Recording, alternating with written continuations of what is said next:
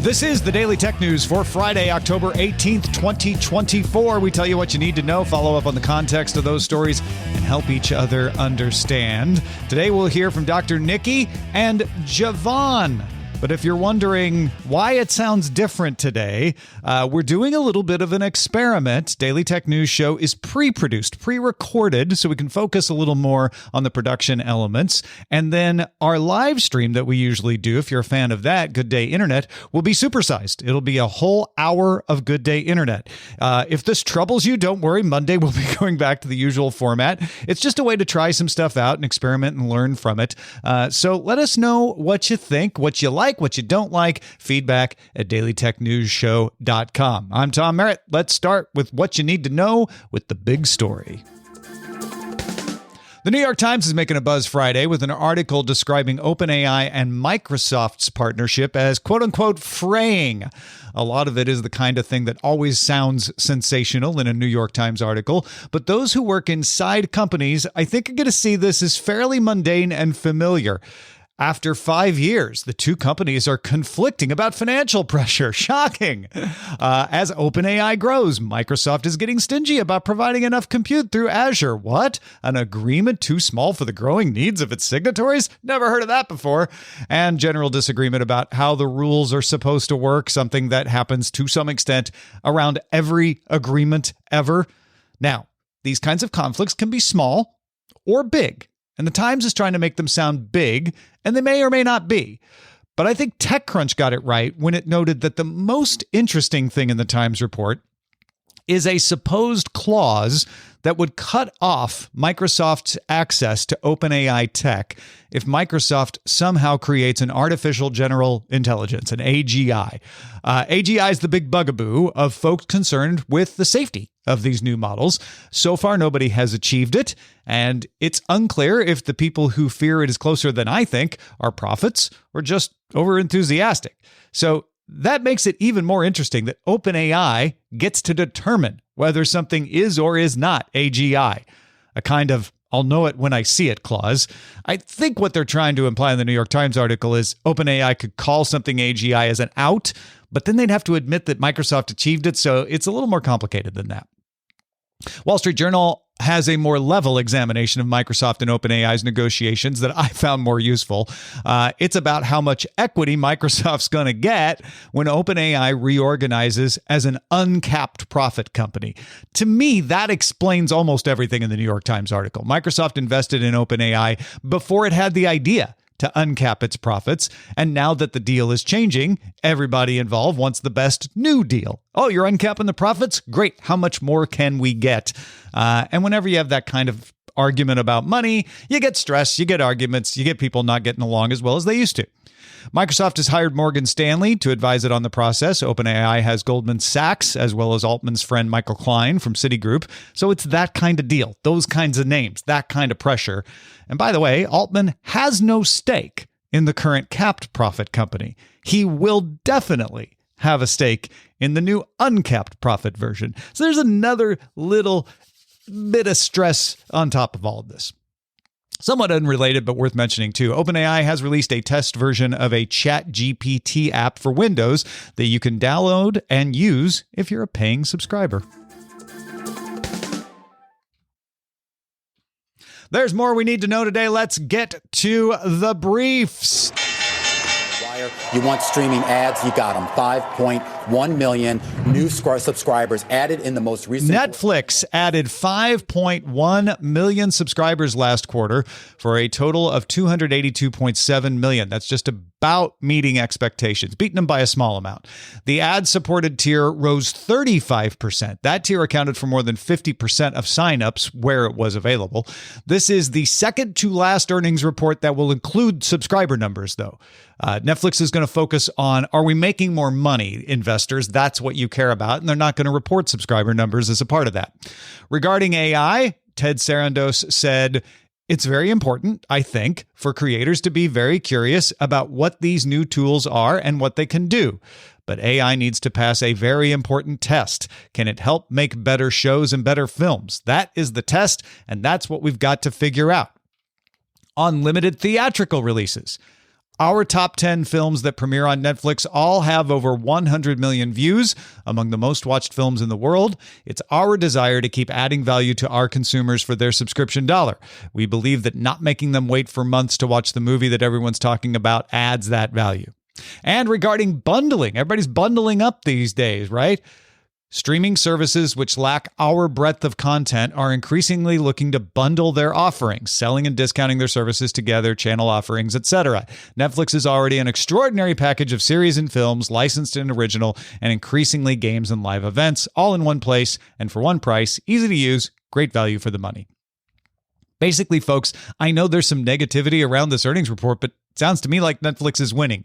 People said its ad-supported tier would flop. Who wants to pay to get ads? Well, it's Netflix's fastest-growing tier. People said the password crackdown would kill loyalty. It does not appear to have done so. People think Netflix will bundle. Doesn't sound like they want to, until they change their mind later someday, but that day's not soon. People constantly misunderstand and underestimate Netflix. It's one of the strongest brands and strongest offerings in TV and movies, and it's clear about what it's doing and why. Now, the user growth is reaching an end, which is why Netflix will stop reporting it. It's now entering a pretty normal phase of business where it has to figure out new products and new ways of making money. Ads are one of those. Games are another. Raising prices is yet another. Netflix is like every other streamer. It's moving from gaining audience with cheap prices to bringing the price closer to what the market will bear. Price increases have not led to mass cancellations in markets where it has been done by Netflix. This past month, it increased prices in Japan, parts of Europe, Middle East, and Africa, and prices are just about to rise in Italy and Spain. Speaking of streaming, Amazon announced it will stream live U.S. election coverage on Amazon Prime November 5th, starting at 5 p.m. They essentially did not get this right. We're covering a story that no one saw coming. It will be hosted by former NBC News anchor Brian Williams. My gut tells me it will do surprisingly well, but not nearly as well as traditional broadcasters, and I'm kind of comparing it in my mind to Amazon's Rose Parade coverage in the past. Sam Altman's WorldCoin company is changing its name to World. It's just dropping the coin. It's pivoting from cryptocurrency to identification technology. It has a new model of that orb device, which it used to verify identities with an eye scan, originally to give you the coin and verify transactions. The newest model uses NVIDIA's Jetson chipset and World's Deep Face Identity service. Customers can order it to be delivered within hours when they need to prove their identity. They compared it to pizza delivery. Mock all you want, this actually meets a need, possibly over-engineered, but identity verification is becoming more necessary every day. A lot of executive moves happening this week at Google. The head of search and advertising, who also oversaw Gemini, Prabhakar Raghavan, will step away from that role after 4 years. He's not leaving the company, though. He will become chief technologist, not CTO, chief technologist, and he'll advise Google CEO Sundar Pichai. Raghavan says he wants to return to his role as a scientist.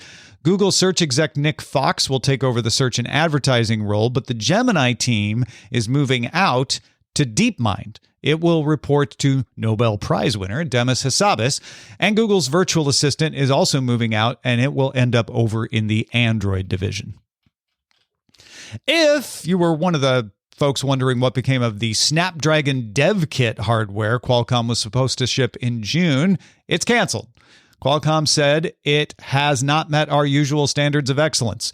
Orders will be refunded unless you were one of the handful of developers who actually got one. A few of them did ship out.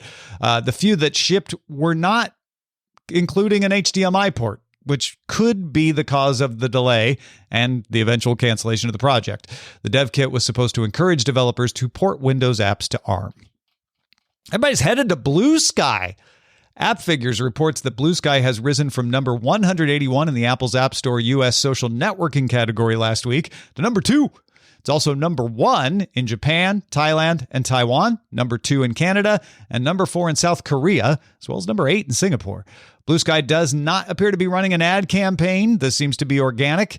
And in the Google Play Store, it moved from number 100 to number 4. As usual, it seems to be a version of social network gets an influx of new users because X changed a policy. This time, X is letting blocked users see the posts of the person who blocked them, A lot of folks don't like that. X also changed its terms of service to give it the right to share user data with third parties for multiple purposes, including training generative models. A lot of folks don't like that. Meanwhile, Threads has been facing criticism for what it claims is a bug that banned accounts and downranked posts mistakenly. People don't like that. Meanwhile, X did add 17,000 downloads between Tuesday and Thursday, so it's not like it is being abandoned. All right, every time there's an operating system update, there's a hit to battery life and a series of stories about people complaining about the hit to battery life. I'm not saying it's right that the battery life always goes down, but I'm saying it's not surprising. Usually, the first point upgrade or two fixes it, but we got to live through everyone complaining about it until they run the upgrade. This time, the complaints seem to be that the iPhone 16, running iOS 18, drains the battery in standby mode. That's annoying. Get ready for these complaints to fade away after future updates, though, and look for Google Pixel bug stories to start, since Android 15 is rolling out to them. There is definitely no peak to chip ordering coming, okay? The analysts are clear on that. The AI boom will continue to drive chip sales.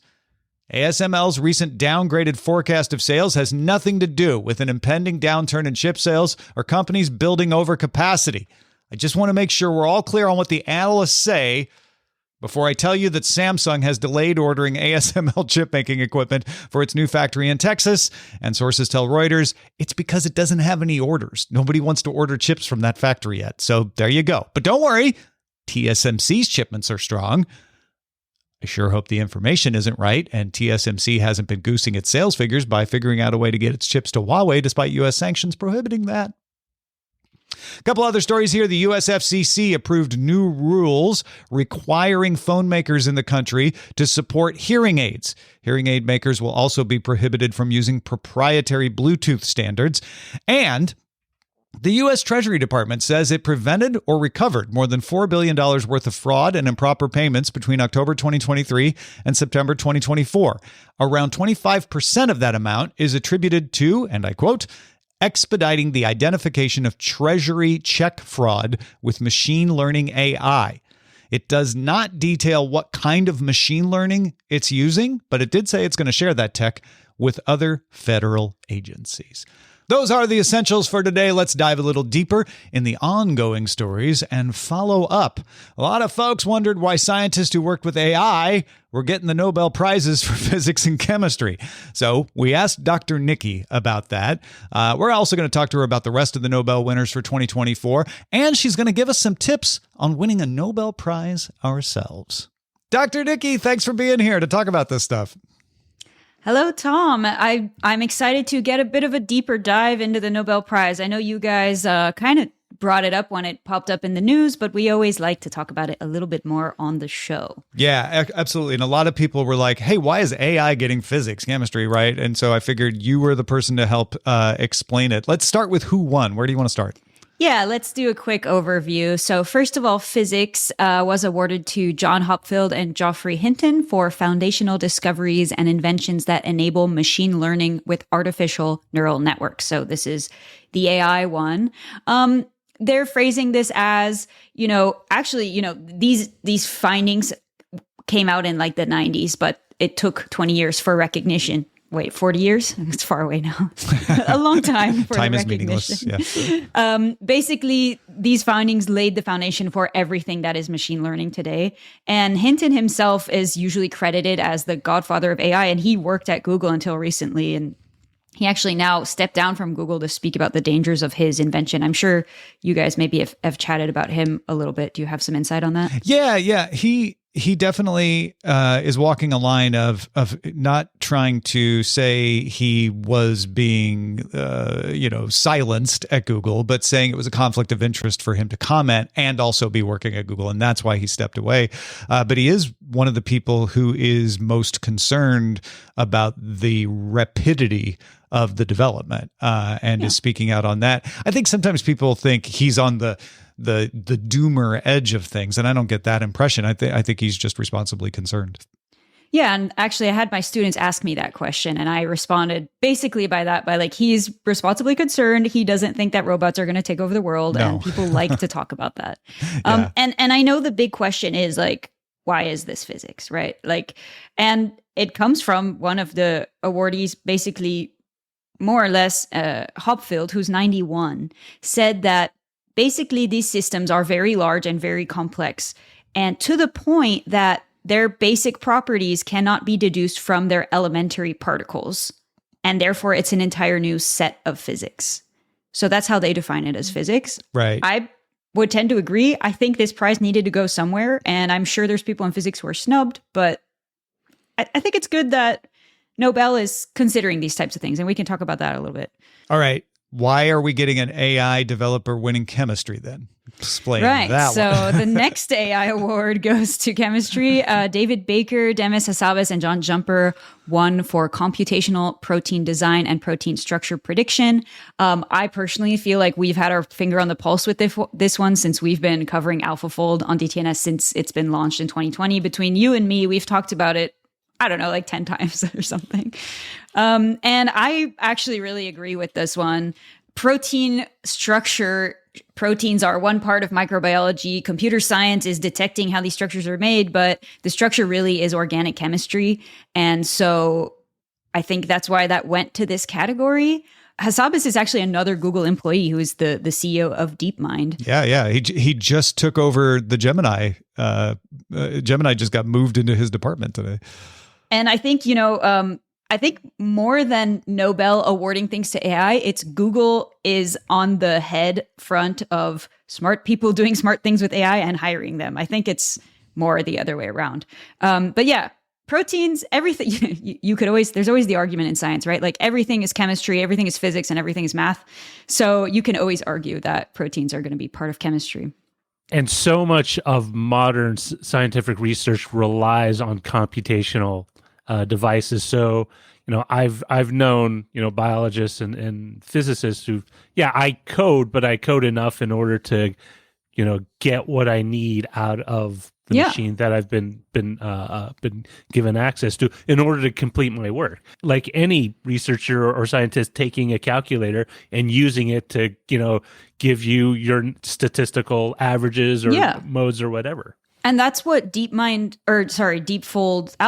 in DeepMind, that's what they do is essentially they're not revolutionizing the basic science and chemistry of proteins. They're just accelerating it so fast at a rate that it increases discovery. And it's a significant advancement in the field. And that's what Nobel Prizes are for. Yeah. All right. So the one that didn't have AI is physiology and medicine. Yeah, ChatGPT gets physiology and medicine. No, just kidding. Let's check in on that. A normal, not AI one, but really cool and expected, I think, is Victor Ambrose and Gary Ruvkin for the discovery of microRNA and its role in post-transcriptional gene regulation. Basically put, mRNA, people thought that it just existed in C. elegans in worms and it wasn't very interesting when it got discovered back in the 90s. And then they started to realize that it is really important basically for taking the information from genes into how they make proteins. It is kind of the modulation step in between. And that plays huge roles all over the body and potentially in tumors and things like this. So there's lots of applications. And a little bit of a confusing one because microRNA and messenger RNA are both called mRNA, right? And causes the confusion with the vaccines and stuff. It's a common thing for people to hear like, oh, and the physiology went to mRNA. That must be related to COVID. and in this case, it's related to worms. I was thinking that the COVID mRNA, the other one was going to get the award, but this also deserves the award. So either way, maybe they might get it next year. Or they might have to wait 20 years to get recognized, but they'll get it eventually. I know there was a Nobel Prize winner previously that the work bared on the vaccine. Last year's. Yeah. I forget her name, but the woman who won last year. Yeah, we did a top 5 on important women in science. But she was fun. It was her research was fundamental in figuring out how to use mRNA in order the messenger ones. The messenger, and this is microRNA, which is different and was discovered in worms. And actually, this is kind of fun because not a lot of discoveries are made in worms. At least, like if you stack it up, it's usually mice and flies. So that's a win for the worm people. Nematodes for the win. Then there's the non-science ones. We should probably just acknowledge them, because they're important too. Of course, they're important too, even though it's not my field. But literature went to Han Kang for intense poetic prose that confronts historical traumas and exposes the fragility of human life. That sounds important. Her name means Han River, by the way, which is the river that goes through Seoul. I heard that her book was sold out, which makes sense. Next is Peace to Nihon Hirakanyo for its effects to achieve a world free of nuclear weapons and for demonstrating through witness testimony that nuclear weapons must never be used again. Another incredibly important step, and great to focus back on that in recent development. And finally, economics goes to a combined group, Darren Acemoglu, Simon Johnson, and James Robinson, for studies of how institutions are formed and affect prosperity. Basically, how do rich countries get rich and similar things like Why that. did Australia, a colony, become a rich nation where Haiti, a colony, did not? Right? Exactly. Really, really interesting stuff there. Yeah, you have to bring on a different expert for those ones. Yeah. The Economist podcast did a great breakdown of that recently, if folks are interested. But let's get back to that idea that people are like, wait, why is AI getting all of these other awards? You're in the scientific community. I don't expect you to speak for the entire scientific community. I will. But what is the feeling there? Is it seen as like, oh no, this is the way it works, or are there more people who think, yeah, you know what, computer science should probably have its own category? I'll tell you, scientists love to debate, right? So this was immediately controversial. And personally, I think this underscores how machine learning and LLMs are becoming an important part of science, like Roger was saying. So here's the first impressions that I got from everybody. The first one was, haha, AI got the award. It's not really chemistry, it's not really physics, but also like that needed to get awarded. And the second thing I heard was, well, nobody, as someone who's really in science, we kind of know that Nobel is going to go to certain people and not other people. And we'll talk about that in a minute. And also, all science is collaborative at this point. Like, where we are in science, in any field of science, there's going to be some physics, some chemistry, and increasingly computer science. So we were all like not shocked or surprised that things like AI are getting included, especially in the way that they're included. It's not like ChatGPT got the award. It's like, we know that AlphaFold is a super powerful tool and nobody is shocked that that's something that's revolutionizing the field. Yeah, it's a tool. The chemistry one makes more sense to me. I mean, they both make sense to me, but the chemistry one I can definitely see is like, oh yeah, it's when Bunsen burners were new, they could have got the Nobel Prize, I suppose, right? For advancing this. Sure. There was no Nobel Prize back then, but yeah, and some people are saying we need a new computer science category. I think it's the disgruntled physicists who have been saying this. Obviously, this blew up on Twitter. Like, get out of our category. But I mean, quit bogarting all our awards. Yeah, right. Realistically, the Nobel Prize has been happening since 1901. They haven't changed their categories. I doubt they're going to. If anything, they're showing novelty by bringing in AI topics in the first place. I think they wanted to jump on that train. But it's not unheard of. I mean, the Nobel Prizes for economics, that wasn't. They did add economics later and on. Economics but it was still is an affiliated one. It wasn't the original set. And then over time, they convinced. I mean, couldn't they do something similar with AI? They could. I personally don't think they will, because they can do things like this where, well, it's multidisciplinary. So, I mean, we still have physics and or medicine, which feels kind of crazy to have those two together. And also, if it wasn't for Nobel, who else would record these discoveries? So I personally think it's fine, but that's just because we haven't had a biology AI take my field yet. But this also kind of links us to our next topic. Yeah. So how can you win a Nobel Prize, Nikki? And is there any chance for Roger and I to win one just randomly? And very thin chance. It's a simple recipe, guys. We have broken the code. So Nature actually crunched the data on the current 346 prizes with 646 winners. That's because multiple people can get a single prize. And they wanted to see what makes you be able to get a Nobel. And some of these are a lot of them are pretty obvious, and we kind of know them intrinsically, I think. First of all, you should be 54 years old. Perfect. That is your highest chance. I'm more winning one. years. Wait, I should have won one this year. Dang it. All right. You're going to be disqualified. That being said, the youngest winner was 25, Lawrence Bragg in 1915 for crystal structure Definitely Oh, analysis. a brag in 1950. And the oldest, 94, John Goodenough, 2019 for lithium-ion batteries. One of the winners this year was 91. So you still have time, Tom. Okay, Maybe good to hear. you'll get a Peace Award for DTNS. It was good enough for John. It's good enough for you. Also, nobody will be surprised that you have much better chance of winning a Nobel if you are a man. Only 25 women have won the prize out of 646 people. And no women in STEM this year. That is also one of the controversial points. And we know that Nobel is set in their ways. So it's been getting better over the years, I suppose. Also, just because institutionally there's more women in science. It just takes a long time before they get recognized, and all the other societal contributions. And you have to wait. You don't win it the year after you make the discovery, right? It takes exactly. Yeah. The other thing is that people usually wait about 20 years after they've produced what's considered Nobel-worthy work that they get recognized. Probably enough time so that the whole community can build on it and recognize that it was a foundational part of the field. Yeah. Make sure they weren't wrong. Yeah. Which maybe for the peace and the literature prize could be used sometimes too. Although literature prize, they do tend to wait until later in someone's career. I feel like peace is more topical. So Yeah, that's true. if you award someone something from like 40 years ago, you're going to be like, it's too late now. They won't be around. Yeah. A good news, though, is that more and more prizes are getting shared, especially in medicine. So maybe if you just join a team, you'll have more chances. And ideally, you should be located in North America and stay there. This is 54% of winners. Yeah. And you'll notice that this is not really... So this is just stats on who got the prizes, but it's starting to show that there's bias in science and in the community and in the awards system. Yeah. There's one singular most important thing that you need to have to get a Nobel Prize, other than, discovering cool stuff. You need to be part of a Nobel family tree. So from the science side of things, 702 out of 736 winners are from the same scientific family.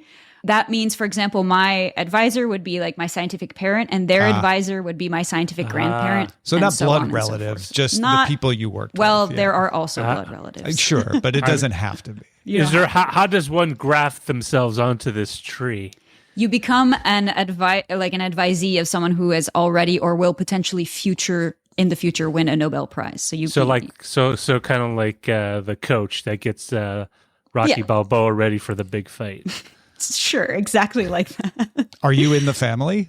I don't think I am. No, I actually should check, but most of the family are from one original winner. The 1904 physics prize winner has produced 228 Nobel Prize winners, and then all of their offspring are part of this 702. Quite a family. Yeah. I am not in that, but I still have time. Finally, you have a higher chance if your name starts with a J or with an A. So I got to change my name, and then maybe I'll increase my chances. Well, right. great. I'm My out. middle name begins with an A. Will that? You just change your publishing name. Yeah, and you're good. just publish under T. Andrew Merritt from now. The thing with this, it's funny to talk about, but it really shows that the Nobel Prize is a fun press thing. It's not really representing It's all not an the way what's objective happening in evaluation. science. It's Yeah. not objective at all. Right, That being yeah. said, if I got invited, I would go. Oh, heck yeah. Right?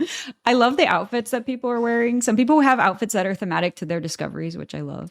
So like That's fantastic. tardigrade, you'd wear like a giant inflatable tardigrade suit or something. I mean, I've seen a dress that has embroidered neurons on it. So like, Oh, Listen. wow. They spent some time on that. Nobel is just like any other con. You gotta cosplay. It's amazing.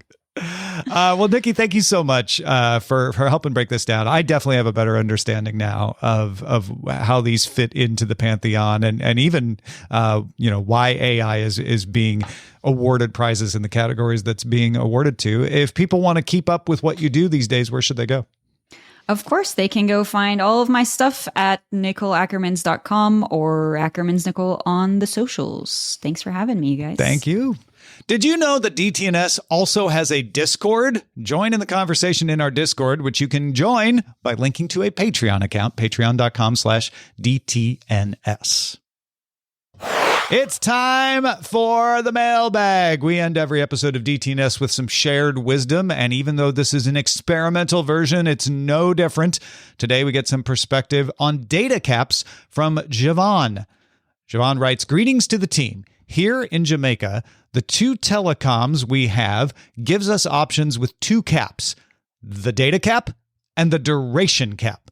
For example, 30 days with 1.1 gigabytes or 28 days with 15 gigabytes. We buy a plan based on our usage. There's also 2 days, 5 days, etc., but the unused data rolls over upon renewal within 24 hours of expiration for some plans. That's on mobile. For landline, they don't focus so much on data cap, but speed, meaning a 100 megabit per second plan is 100 down and 50 up. Blessings from Jamaica, and thanks for the information each day." And then Javon said this will be the third time Sarah shares my feedback live, and then I had to read it today. I'm sorry, Javon.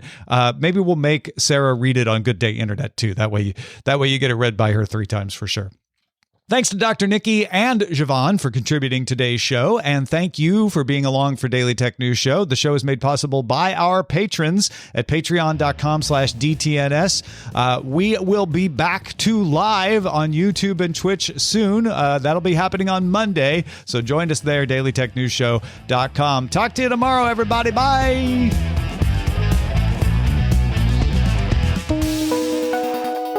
The DTNS family of podcasts, helping each other understand. Diamond Club hopes you have enjoyed this program.